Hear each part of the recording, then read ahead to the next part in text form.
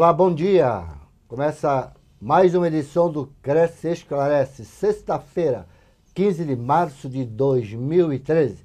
Só lembrando que a enquete está no ar.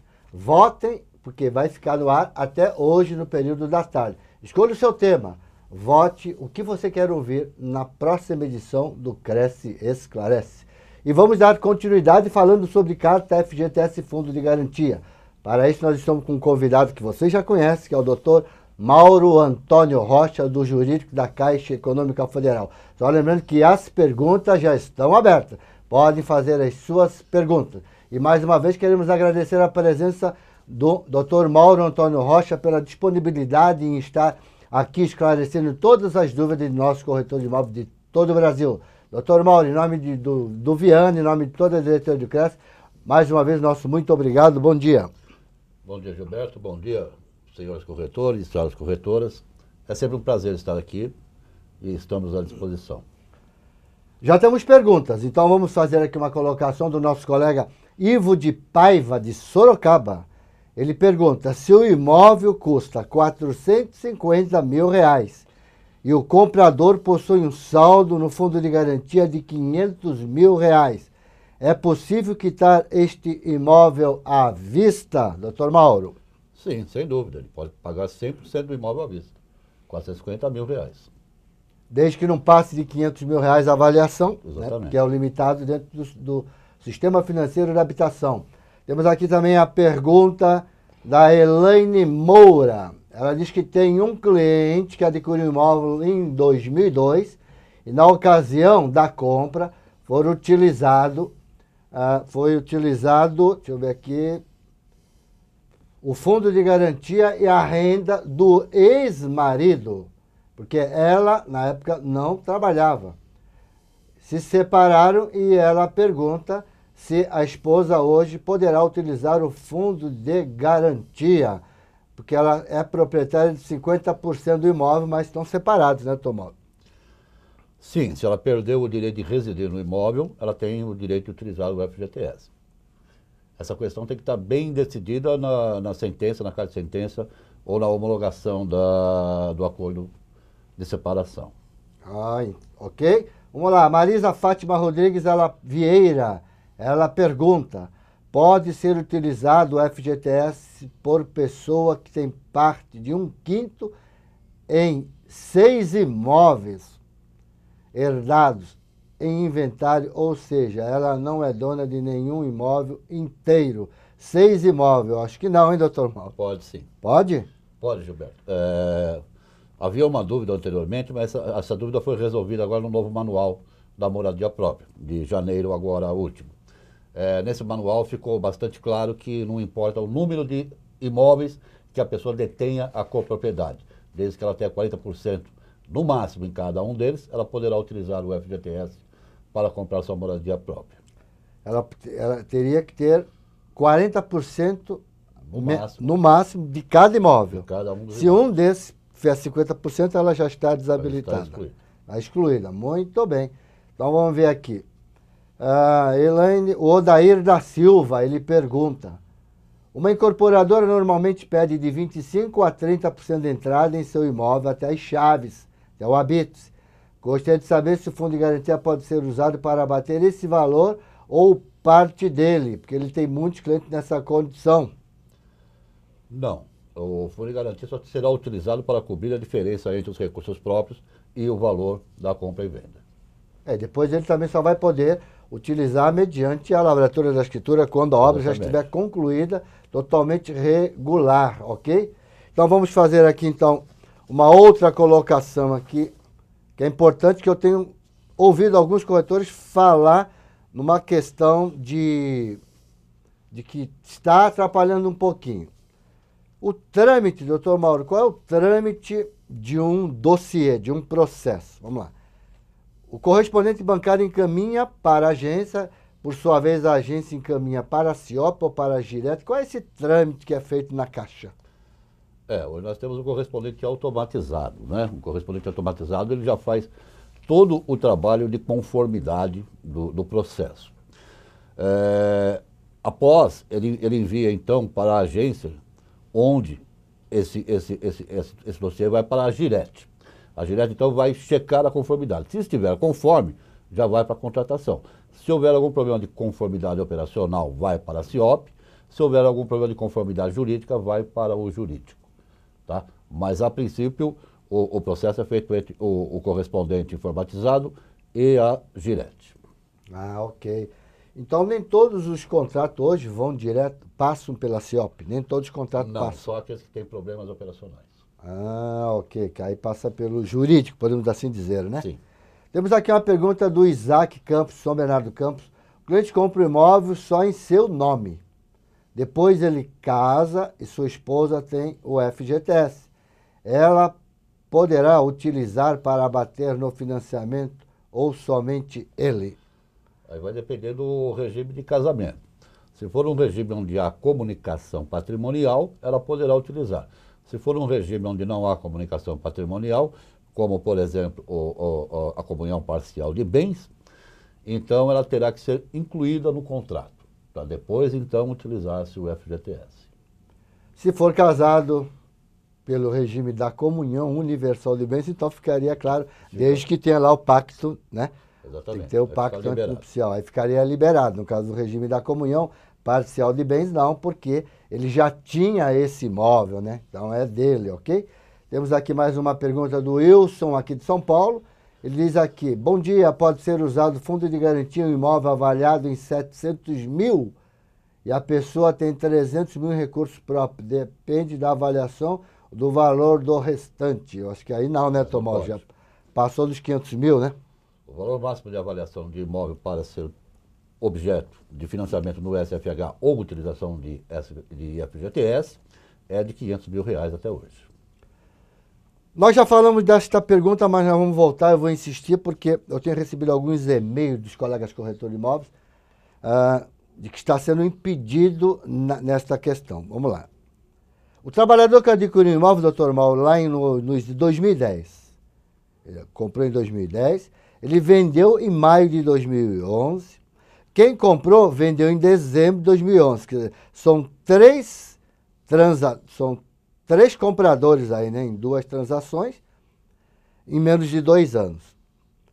Aí, o primeiro que vendeu, após a venda, ele contraiu dívidas. Ele ficou negativado no SPC e no Serasa. Então, eu pergunto, isso é impeditivo? Não. Se é o primeiro, quando ele vendeu, ele estava limpo. A dívida contraída após a venda, em geral, não é considerada impeditiva e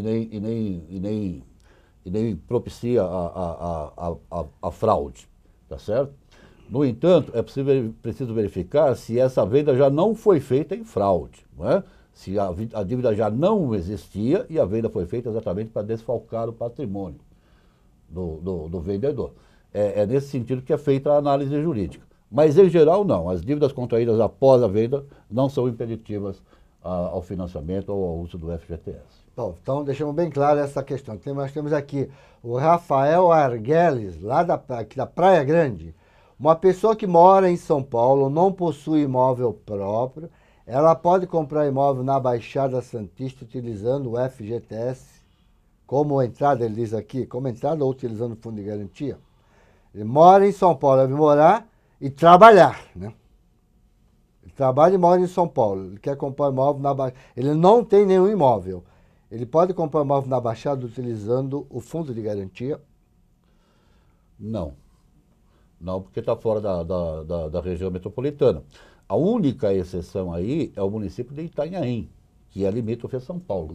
Itanhaém e São Vicente também é. São Vicente também São Vicente também é limítrofe. Isso. É. Então é a única exceção. Os demais municípios não fazem limitação com São Paulo. Temos aqui a pergunta de Norberto de Abreu Júnior. Trabalho no regime de home office em casa. Quando eu ia para o escritório, a sede ficava em São Bernardo do Campo. Gostaria de saber se posso usar meu fundo de garantia para comprar uma casa em outro município. Por exemplo, Atibaia, atualmente moro de aluguel em São Paulo. Norberto de Abreu, então ele trabalha em casa. A empresa dele tem sede em São Bernardo do Campo. Ele mora em São Paulo pagando aluguel. Ele quer comprar em Atibaia. Ele teria que comprovar a residência lá, né? Exato. Ele tem que comprovar o local de trabalho ou de residência. Nesse caso, Atibaia não é nenhum dos dois. Né? Não é, nem Poderia está na comprar região em São Paulo ou em São Bernardo do e Campo. nem está na região metropolitana. Exatamente. São Bernardo já está na região metropolitana, Exatamente. não há problema nenhum, né? Nós temos aqui o Valdecir de Mairink. Há algum impedimento para usar o fundo de garantia caso o proponente comprador já tenha 1 ou 2 terrenos? Terreno não é impeditivo. Não, o né? terreno não é impeditivo para a utilização do fundo de garantia. Terreno não é impeditivo, Só a Valdecir. moradia efetiva, a residência, né? Só a residência. Agora, se tiver alguma coisa edificado em um dos terrenos, aí não tem como usar o fundo de garantia. Fica impeditivo. Vamos ver aqui uma coisa aqui. Um vendedor com pendência de cheque sem fundo. Vamos lá, 20 mil, 10 mil, 15 mil. Isso é impeditivo para financiar o imóvel que ele está vendendo? Ele tem cheque Não sem fundo. necessariamente. A questão não. Eu gostaria de deixar isso bem claro. A questão não é a restrição que é impeditiva. O que é impeditivo é o risco que aquela restrição pode representar ao negócio. Tá? Então ele pode ter lá 4, 5 cheques sem fundo, mas nenhum deles não representar risco à operação, portanto não será nem considerado. Tá? No entanto, se o cheque for de um valor razoável, se for um cheque emitido com data atual, e que é um título executivo, né?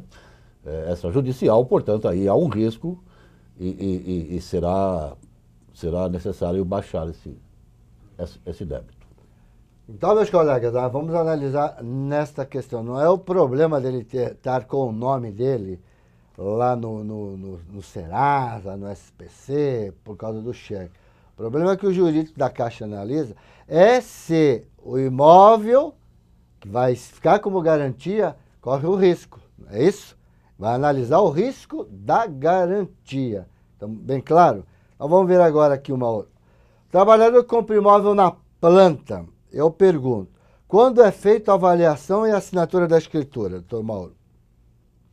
Avaliação, se for um empreendimento financiado pelo sistema financeiro da habitação, a avaliação é feita já de início, já no lançamento, já no desenvolvimento do empreendimento.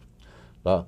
A escritura pode ser assinada durante a construção ou no momento da entrega, dependendo do interesse lá do incorporador. Se for um programa Minha Casa Minha Vida, naquele tipo associativo, assina, eu acho que Assina no já início, na aquisição. já na aquisição. Sim. E os pagamentos das prestações, não paga integralmente as prestações, Não, né? só paga os juros durante a construção. Só os juros durante a A construção. prestação somente a partir da entrega das chaves, A prestação por inteiro, né? por inteiro. Aí vamos lá. E esse trabalhador que adquiriu durante a construção, ele pode vender essa propriedade? Ele pode ceder os direitos, né? Pode ceder os direitos do contrato, sim. Sem problema nenhum. Poderia ceder os direitos. Pode não ter condições de manter a aquisição e transferir para um terceiro, não há nenhum impedimento para isso. Muito bem. Agora vamos ver aqui uma coisa. No PAR, Programa de Arrendamento Residencial, o trabalhador poderá optar a aquisição lá no 5º ano. Aí nós perguntamos assim, se optar pela aquisição no 5º ano, ele depois de 1, 2 anos, ele quita o imóvel. Ele tem um prazo de carência para vender ou ele pode vender em seguida esse imóvel? Me parece que tem um prazo de carência de 24 meses, não é? 24 meses. Após a quitação. O arrendatário de imóvel pelo PAR, ele pode exercer o direito de compra a partir do 5º ano, a partir da 60ª prestação, né? O 60º pagamento. E a partir daí, se ele fizer a aquisição à vista, ele terá uma carência de 24 meses a partir da aquisição. Se ele fizer com pagamento parcelado, ele só vai poder vender, transferir essa propriedade após a quitação do contrato mais 24 meses. Então tem 24 meses de prazo de carência. E esses 5 anos que ele pagou, vamos dizer, como fosse a título de aluguel, ele é deduzido então os 5 anos que ele pagou? Sim, ele vai comprar pelo saldo do devedor. No momento vai assumir o saldo devedor da época. Isso, exatamente. Muito bem. Lá no manual do dia que saiu, foi publicado no dia 20, acho que é 29 de janeiro, se não me falha a memória. Eu vi alguma coisa sobre o incapaz que tem a capacidade de pagamento. O curador pode adquirir um imóvel financiado em nome desse incapaz. Me parece que só através de uma autorização judicial, judicial é mais ou menos isso. Será que eu entendi essa colocação? A princípio, só se concede financiamento a quem tem capacidade civil, não é? No caso, a Carta de Crédito Fundo de Garantia abriu a possibilidade de se financiar, inclusive, a pessoa incapaz. Essa pessoa incapaz, no entanto, não poderá compor renda com terceiros, tá? Terá que comprar com sua renda exclusiva e também, para comprar, evidentemente, ele vai precisar de uma autorização judicial. Normal, né? Para ver isso. Ele vai ser assistido sempre pelo seu curador. Então vamos ver aqui. Trabalhador com financiamento ativo pela Carta FGTS, ele pode adquirir outro imóvel com financiamento usando a linha de crédito SBPE no mesmo município? Pode, não há nenhum impedimento. Não há nem impedimento, desde que a renda dele suporta as duas. Evidentemente, terá que comprovar a capacidade financeira para arcar com os dois contratos. Aqui na hora da análise é óbvio que o gerente vai analisar as duas prestações para ver o que ele vai poder fazer de financiamento. Muito bem. Vamos lá. No manual publicado no dia 29 de 1, no item 9.1.1 diz: não é exigida a comprovação de que o imóvel não foi adquirido com recurso da conta vinculada do trabalhador, quando se tratar da primeira aquisição do bem, verificado na matrícula. Isso não ficou claro para os corretores de imóveis. Teria como dar uma explicada mais na prática nessa questão aqui, do item 9.1.1, que não é exigida a comprovação de que o imóvel não foi adquirido com recurso da conta vinculada do trabalhador, quando se tratar a primeira aquisição do bem. Eu tenho a impressão de que isso não ficou claro para ninguém. Não só para os corretores de imóveis. Eu acho que atiraram no que viram e acertaram no que não viram.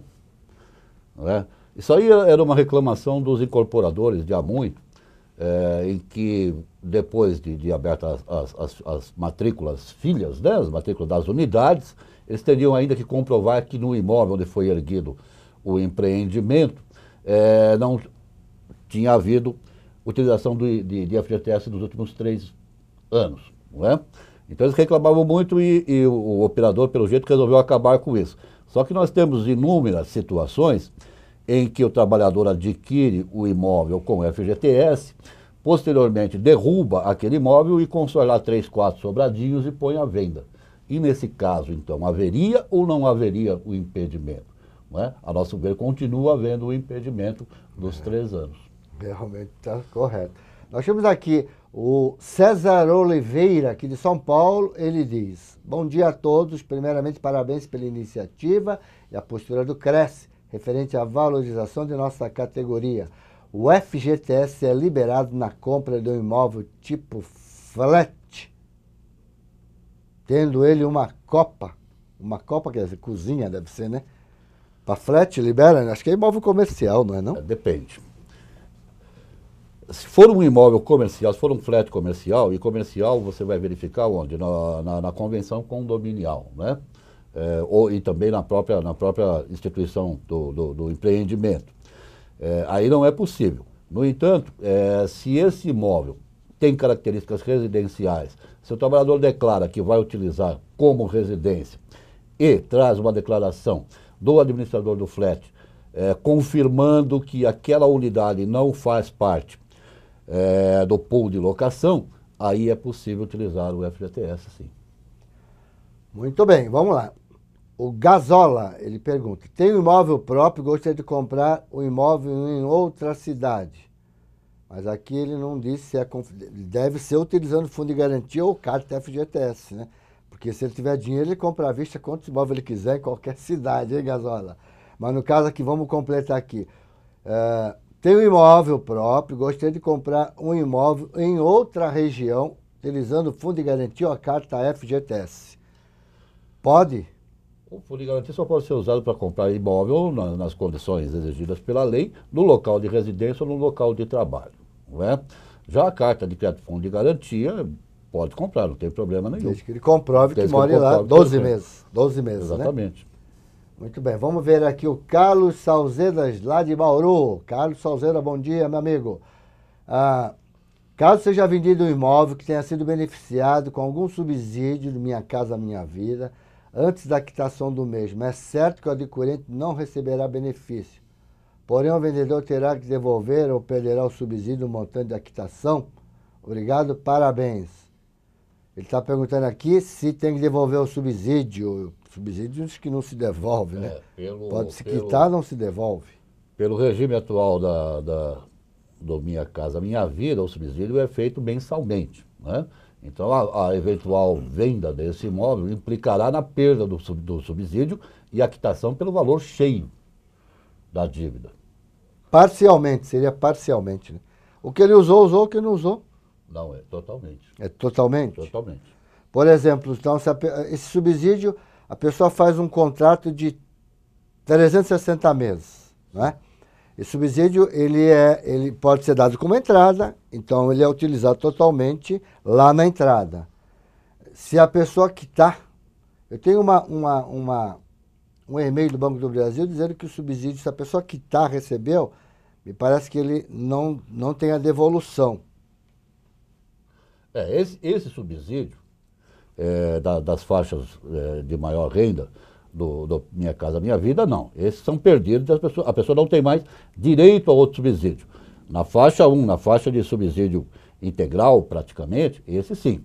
Não é? Se desfez do imóvel, perde direito ao subsídio e a quitação se dá pelo valor cheio do contrato. Muito bem. Tá? Vamos lá. Marli Donizete de Borba Pisalato.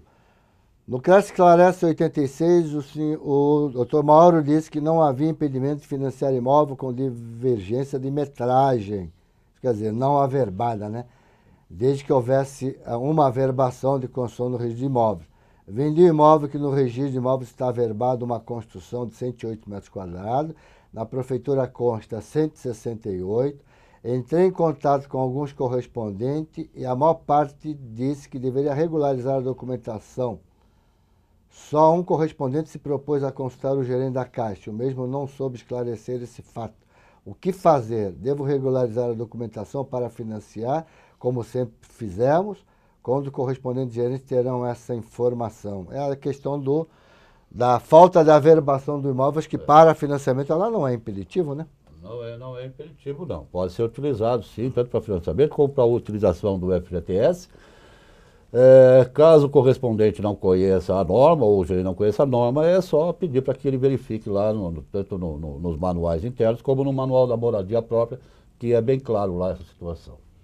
Muito bem. Aí a pessoa, obviamente, assinou o contrato, leva a registro, sempre é bom, neste momento, ou logo posterior, ele acertar vamos dizer, falta lá 50 metros, 20 metros, é bom ele acertar, não é? Pode acertar, mas não é obrigatório. Não é obrigatório. A única obrigação é se o registro de imóveis criar algum problema para o registro, aí ele tem a obrigação de regularizar. Fora isso, se registrar normalmente, não há problema.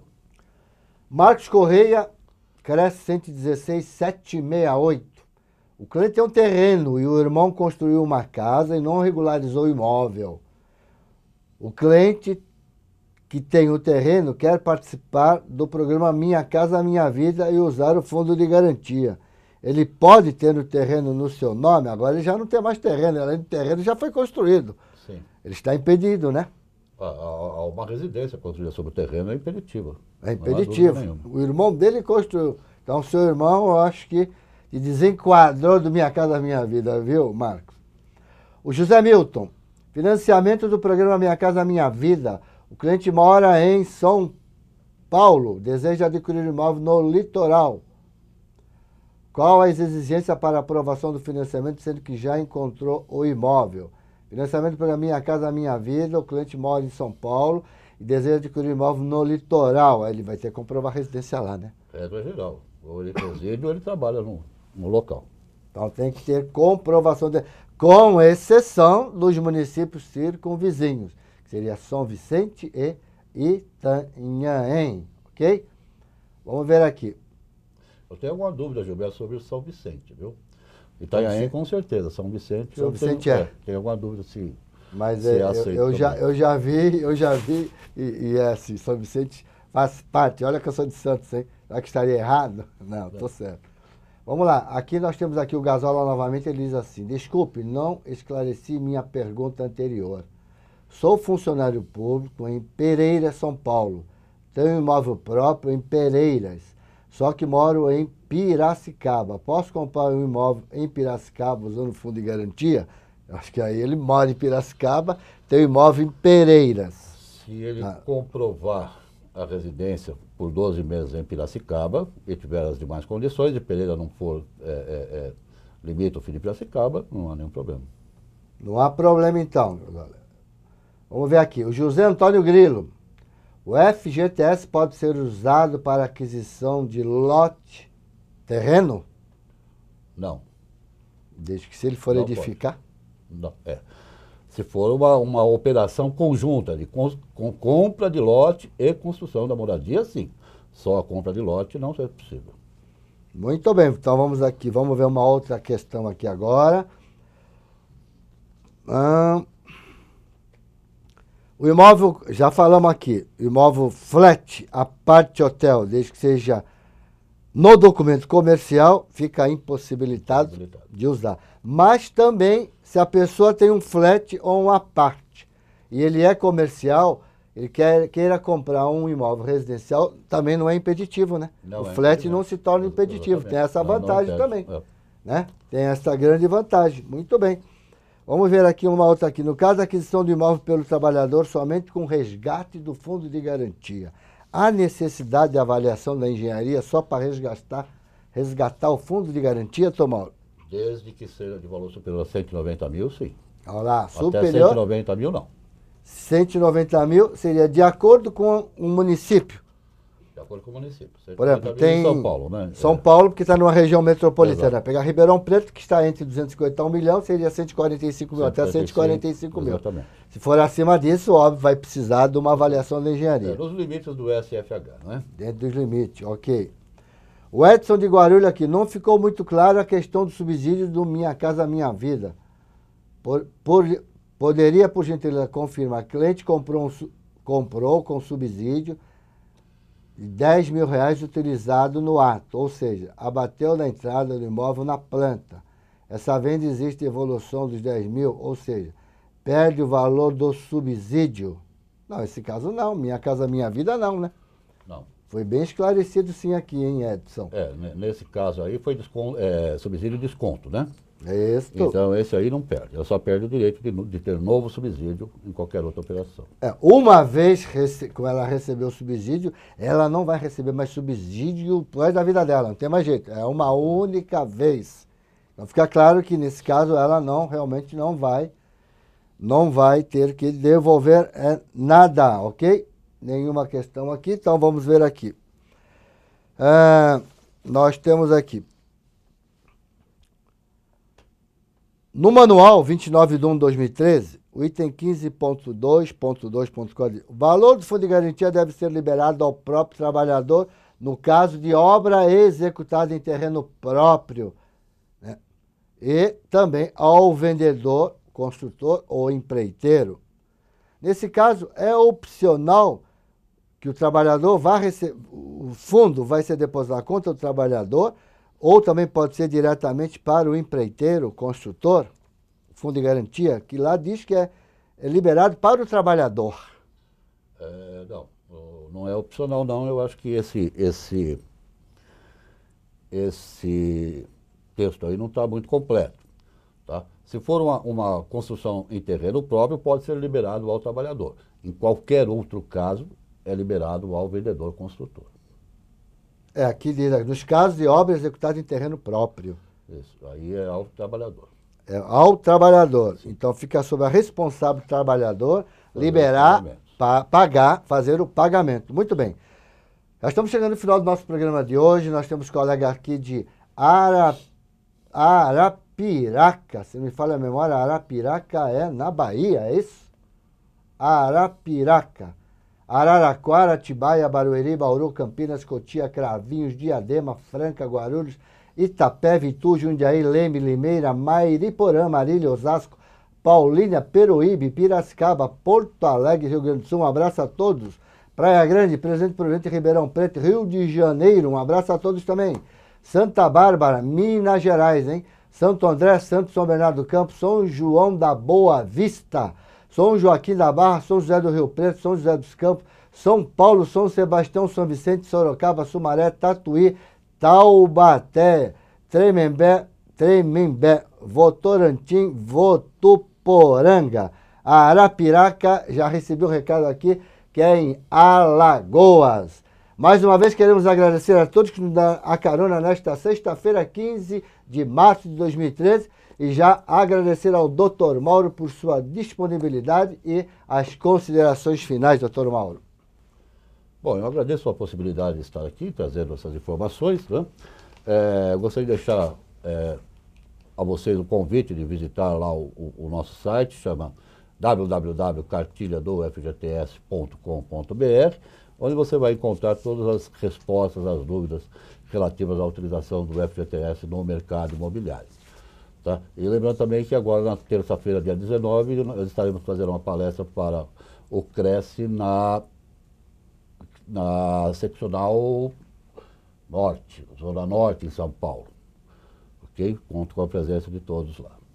Muito bem, mais uma vez agradecemos. Óbvio que, na medida da agenda do Dr. Mauro, entre uma enquete e outra, nós vamos trazê-lo aqui porque é um tema bastante complicado. Então, precisamos ter uma pessoa que possa nos ajudar nessa questão. Colegas, a todos vocês que nos deram essa carona, nesta sexta-feira, nosso muito obrigado. Tenha uma sexta-feira maravilhosa, um final de semana com muitos faturamento e até a próxima sexta-feira com um tema novo que vocês devem votar ainda até o final desta tarde na enquete que está no site do Cresce São Paulo. Aguardo vocês na próxima sexta-feira. Muito obrigado, bons negócios e bom final de semana. Tchau!